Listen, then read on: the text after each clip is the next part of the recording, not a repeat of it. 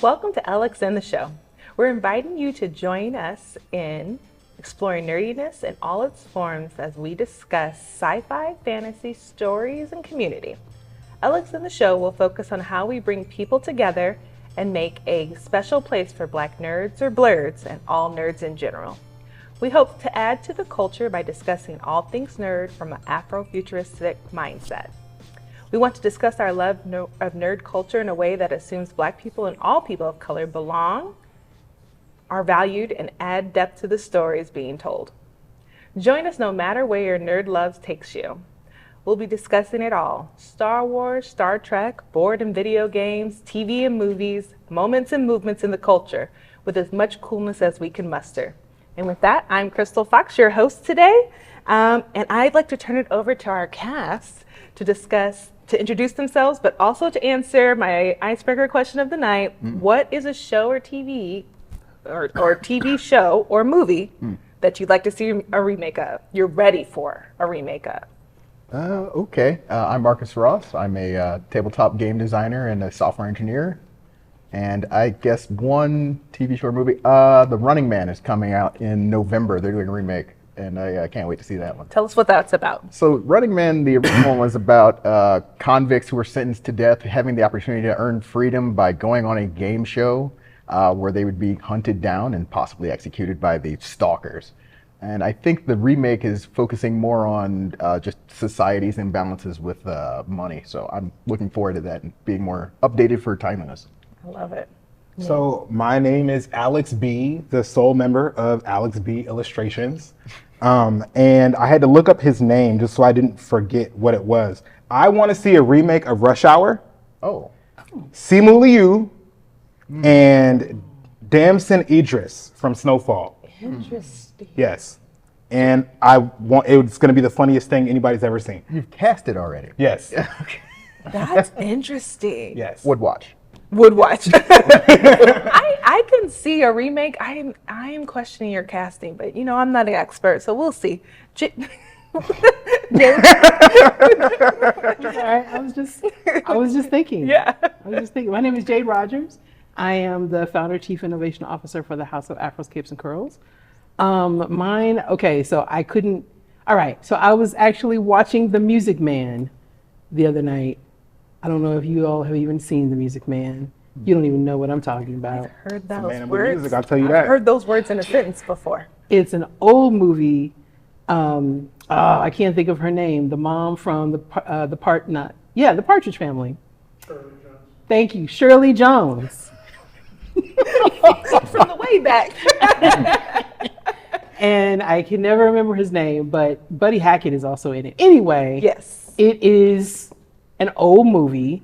It's a musical, but I love the music in The Music Man. What's it about? It's about a snake oil salesman that comes to somewhere in Iowa. I think it's originally supposed to be like Davenport. Anyway, somewhere in Iowa, and he gets off the train and he's a snake oil salesman. And he basically gets the town to believe that the kids in the town are being corrupted by this new pool hall. And they need to invest some money into a music program for these kids so that they can not be on the street and doing vile, vagrant things because of this pool hall. And of course, he's in the town and becomes a part of the town and falls in love with the librarian, who is Shirley Jones's character. I don't know. I love the movie. Yeah. I Is there a love scene it. where somebody hustles somebody in pool? I don't even know if we get to the pool hall. But, What? But he's the people are out they're congregated in the street for something. I don't even know what it was. The mayor was talking about something. And he's like behind the rafters. They got pool and that pool is dangerous. And the people start, yeah, that pool is dangerous. Like he's just behind the scenes causing a problem. The first movie about disinformation. Yes.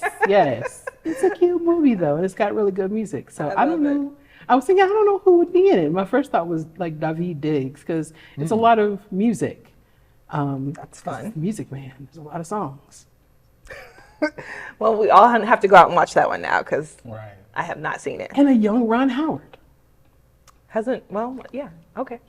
I'm not sold, but that's fine. Is an actor. I'm fine.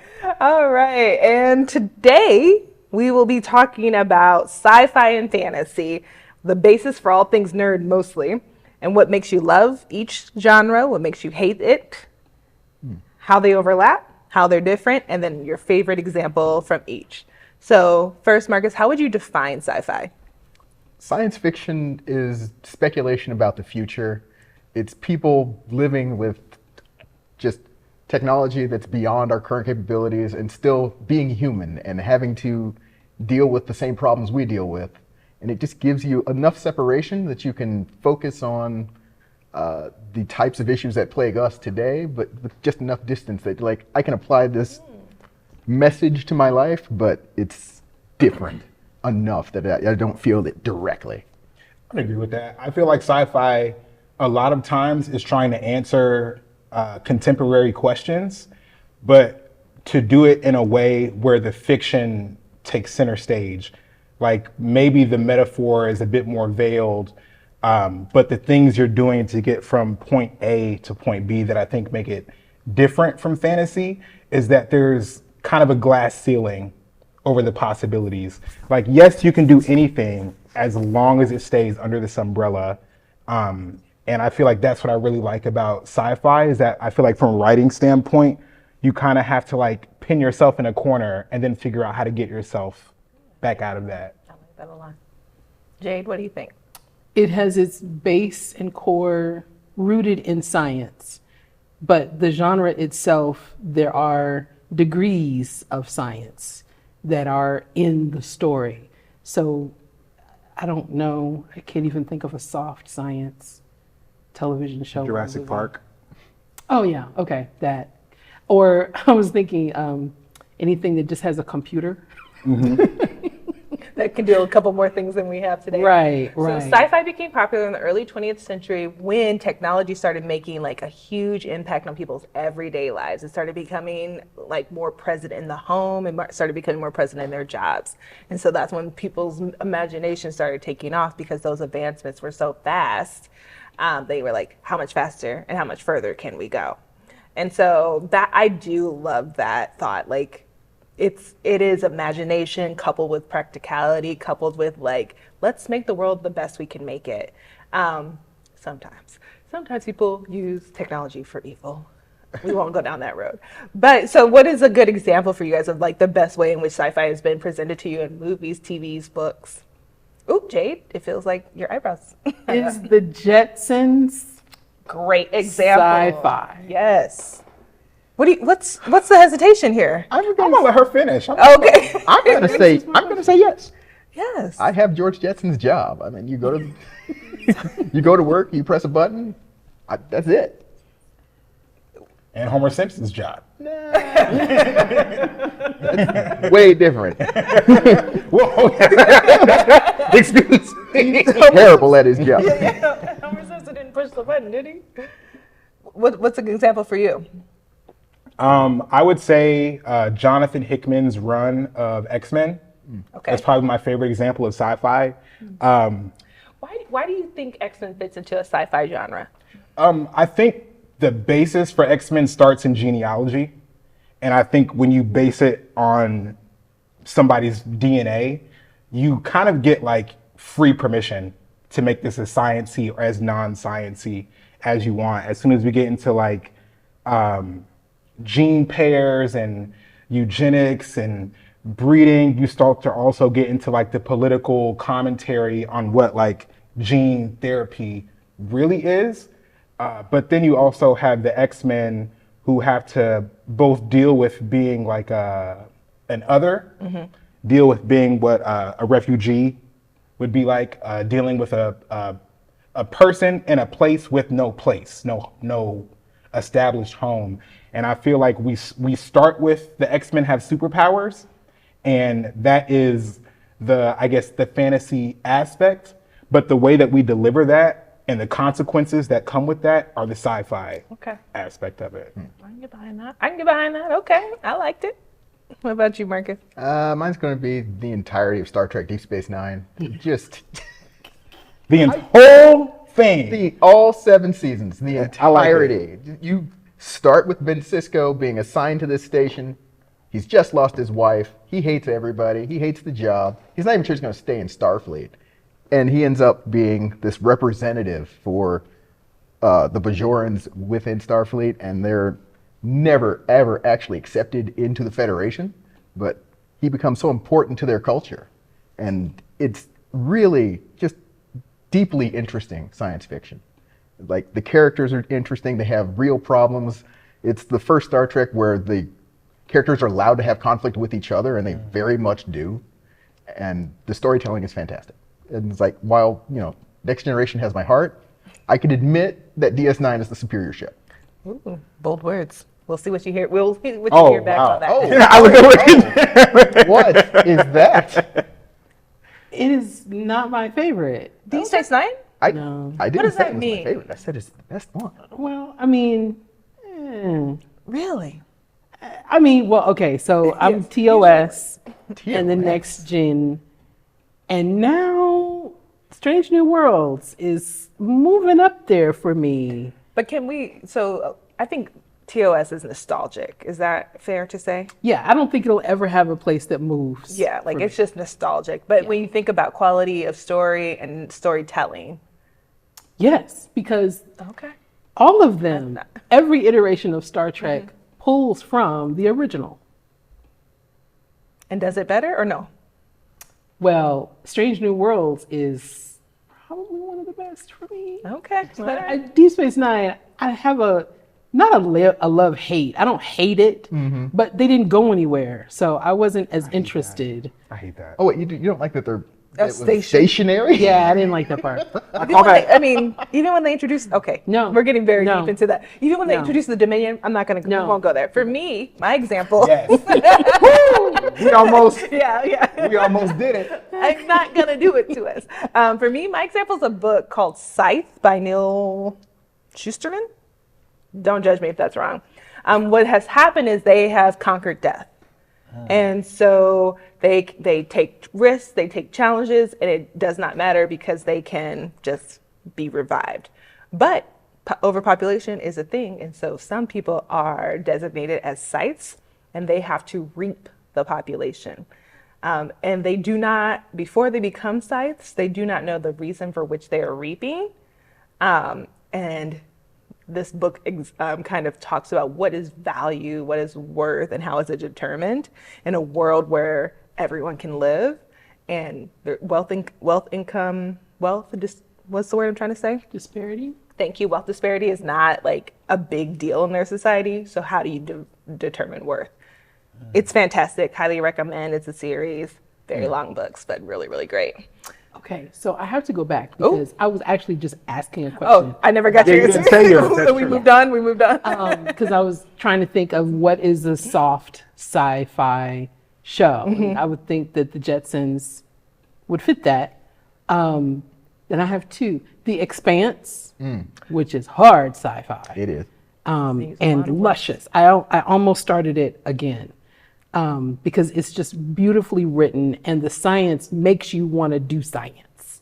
It makes you want to know, is that thing actually possible? And you know that they're pulling from real science and consulting with scientists in the writing of the script. So, based on the books. So, Expanse would be my example. And Kindred by Octavia Butler. Very good example. Yes. Very good example. Okay. What is your definition of fantasy, Jade? It is fantastic. Yes. It is all things. Yes. There are no rules. I don't like no rules. There's no limitations. There's- Is that different? Alice in Wonderland, there's no rules. Yeah. And it doesn't make any sense. Gravity exists in Alice in Gravity's Wonderland. a law. Oh. I don't know. I don't even know that's immutable in Alice in Wonderland. That's true. Okay. All right. I'm going to move on. I'm going to move on from my definition. Okay. So there's no rules in fantasy. Yes. And I love magic. Yeah. So anything that incorporates magic and making up something, making up a world, making up a language, making up a people, creating those things from whole cloth There may be a base for it, but it is something that is completely new. That is fantasy.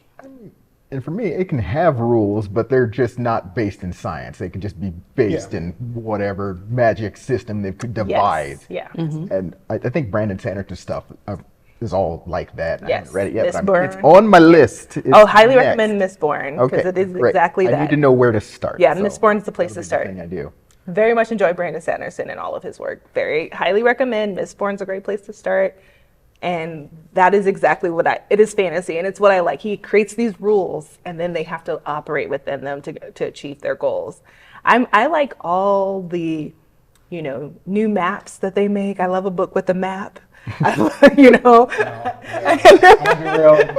this an infographic? Yeah, I love it. I'm down.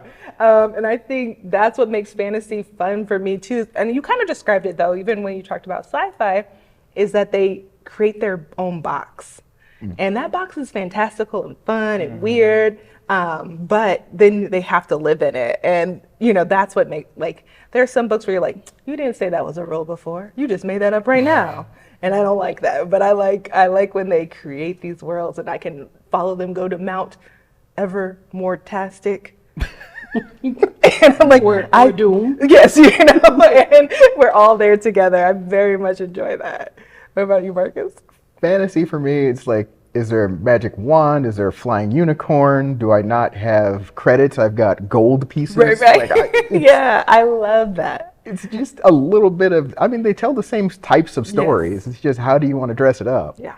And I think that's important is how do we dress these, the best stories are still human stories or still things that we can relate to, but it's really cool to read it through the eyes of a dwarf. I don't know why. I just love it. I just really, really love it. What's your best example of fantasy? I would say, what is that movie from Hayao Miyazaki? Spirited Away. Okay. Oh, yeah. I would say Spirited Away is probably one of my all-time favorite fantasies. And I feel like when Jade says, there's no rules, I feel like another way to call it would be chaos. Okay. That chaos plays a factor in the way that some of these things work, where it's not really necessary to dig into how a magic wand works. I point it and it shoots. I feel like in a way that's chaos. Okay. Where the audience suspends their disbelief enough. Yeah. They will just accept that magic wand's that works. magic, yeah. When the I don't remember what his name was. It's not the Shadow Man and not in Spirited Away. Spirited Away. He has the mask, the masked man. He throws up those coins, and nobody really asks where the coins came from. He's just a ghost who can do that. Yeah, that's a great point. I feel like we were talking about last episode. Where's Doctor Strange's place in Marvel? But I feel like Marvel does a hybrid thing. The more that I think about it, where Doctor Strange can do his thing and Iron Man can do his thing, and the only time it's peanut butter and jelly is when they have to be in the same scene at the same time. But Doctor Strange comics are very much like I wish I remember his name. Did the Gonzo paintings, the Fear and Loathing in Las Vegas, the artist who did that cover. It's a lot of that stuff. Yeah. It's a lot of artists who really get to play with the way they want to depict those pictures. But if you're drawing Iron Man, you need to have a skill level in technical drawing. But they both get permission to play in the same world. So I guess it's like a hybrid more than it's. Yeah, I like that a lot. I like that point too. right there is what bothered me about Ironheart. It's we're doing the science fiction, then you got to the end and we're just discuss Ironheart. Right. That's interesting. Thank you for saying that. You're a great host. How do we meld those two things together? But Jade, before we move on, what's a good example of fantasy? Did I ask you that? I don't know why I keep thinking of childhood things, because you were talking about magic and I thought Gargamel from Smurfs. I don't know where that came from. What a terrible The Smurfs? What a dark memory. I know. I don't know where that came from, but that's not my example. Okay, so my example of fantasy. Oh my God, or do I go back to The Never Ending Story, which was also traumatic. That's a scary movie. It was so traumatic. What a terrifying when you dog. watched it. So traumatic. I was at least 5.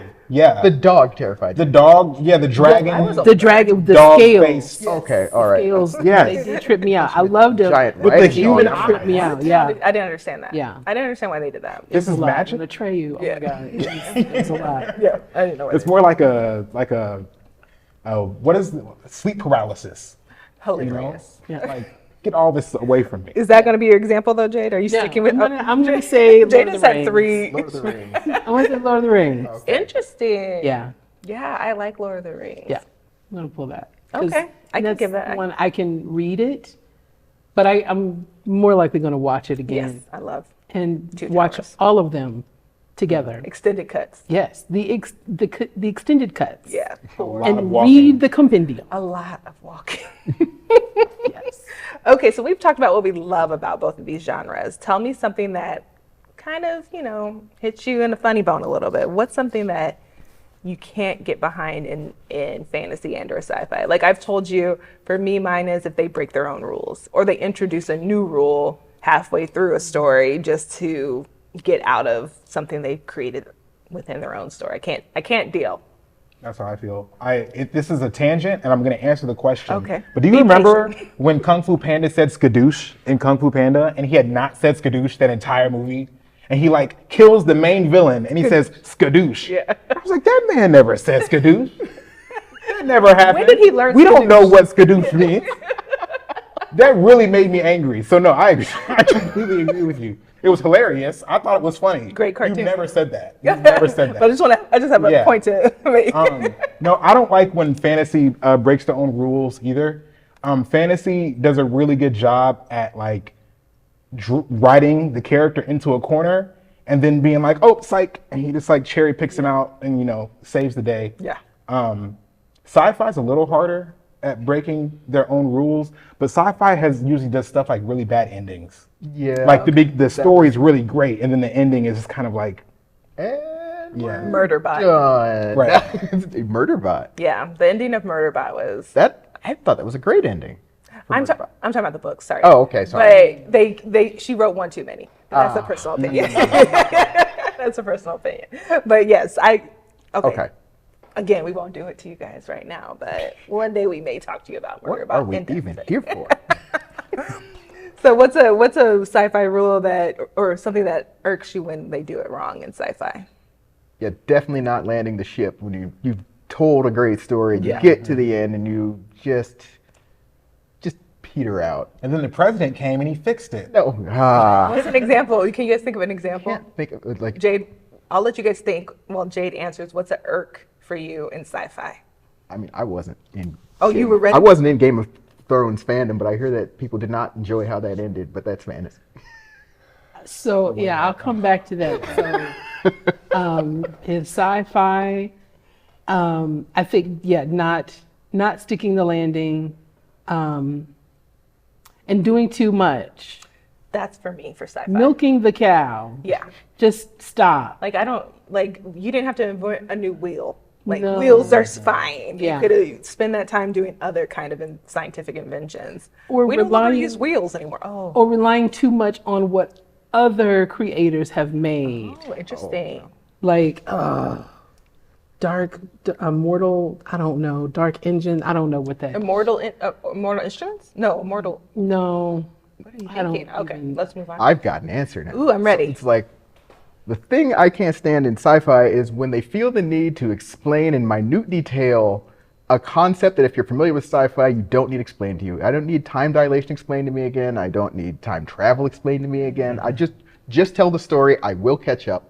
Just Peter Parker got bit by a spider. Oh, Shut up. We know. But you've not seen the spider. Listen. You didn't get close to the spider. I prefer to be tossed into the middle of the story and just, Yes. I will catch up. Interesting. You don't Same. know how much sweat he had. That's Based true. on the disease that he got. That's true. I have to from see the spider. convulsions. Right. Where would I be without them? And Uncle Ben. If you don't see Uncle Ben, And listen, If you don't see him die, how can you let's relate? open the movie at Uncle Ben's Okay. grave, and we can pretend that we did all of it. Oh man, this Perfect. is heartless. This is a heartless conversation. I'm all for seeing Uncle Ben die every time. Wow. Is that more heartless? Yeah, I can't tell. Yeah. For the new generation of fandom, they have to be able to feel those emotions, guys. What are we? Oh, I can watch the show before. Like the little baby. Catch up. the originals exist. You can go watch them. Yeah. You're wishing Tobey Maguire on folks? I don't know. I'm just kidding. I love those. I love them. I like that. Getting spicy up there. Oh, man. So we have talked about our favorite example of sci-fi and fantasies, what works, what we love and what doesn't, what we don't love. And we've talked about, Did we do the fantasy? oh no, we didn't. You didn't do your fantasy. What? Oh, only I did fantasy actually. Yeah. I'm sorry, bad hosting. What is a fantasy that didn't work for you? Didn't work for me. I don't even know. What's Oh, a fantasy that didn't work for you? Anybody? Pass. I was going the other way. I am reading some Scarlet Witch and Doctor Strange that is terrible right now. If you are reading any comics from Marvel between 2015 and 2016, they're all terrible. They're all This is very terrible. niche, Alex. I just want you to I've know, never- like, you're talking to one person. Okay. Okay. I'm sorry. There's just something that they're doing where they're like, you really should care about this thing. And as somebody who reads comics in 2025 and 2016, I'm like, this doesn't matter. I know for a fact it doesn't matter. This never comes up ever again. And they're not doing enough in those books to really draw you into the story, even though, okay. Yeah. Pretending the stakes are high and the stakes aren't really. I do not like when they drop a storyline, for sure. Well, we didn't get to everyone tonight to talk about their fantasy irks, but that's okay. This conversation will continue, and we hope you will join us as we have these conversations throughout the rest of this year and beyond. The house, again, is about how we bring people together to talk about their love of all things nerddom. We'd love to hear from you about whether you are a sci-fi or fantasy lover and what you would choose for the rest of your life. At this point, we hope that you stay nerdy, Omaha.